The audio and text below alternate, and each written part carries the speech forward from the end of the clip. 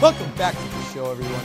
This week on the bucket list, Adam takes us through his journey at Queen's thus far and reflects on all the things he still has yet to do at this fine institution of ours. Have a look. Hey everyone, we've been knocking things off my Queen's bucket list now for a couple weeks, but I've been at Queen's University for 4 years now, and I've done a lot before the bucket list started. I've certainly pulled my chair up to the buffet table that is Queen's University, and I've certainly had my fill as well. So I think it's time we took a little bit of a trip down memory lane, and then I took you guys with me to find out who Adam was before I started my bucket list. First year started for me back in 2007. I came to Queen's from St. Catharines, Ontario. My high school had a graduating class of around 800, so jumping into that first Pools 110 lecture, 600 people or so, was quite the shock for me. I remember first year politics was my first lecture. Dr. Nossel standing up at the front. The eyebrows were quite the sight for everybody walking in. You get used to them after a while, but at first it's a little jarring, I suppose.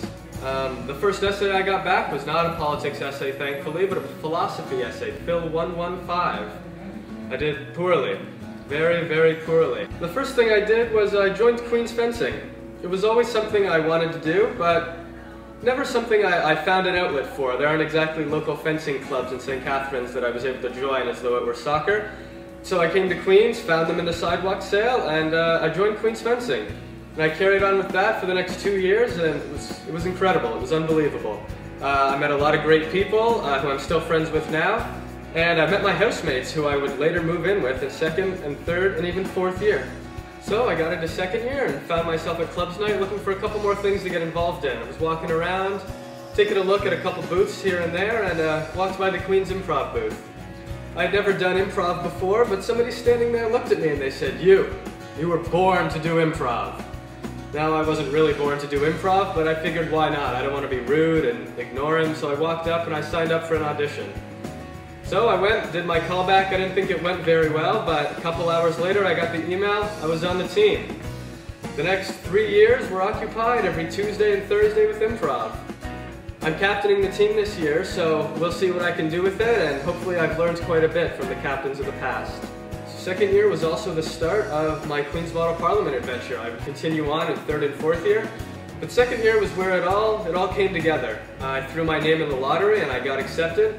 I knew I would enjoy it, but I really came to love it. I'm in my final year now, and I'm in QMP for my third and final time, and I'm the leader of the New Democratic Party.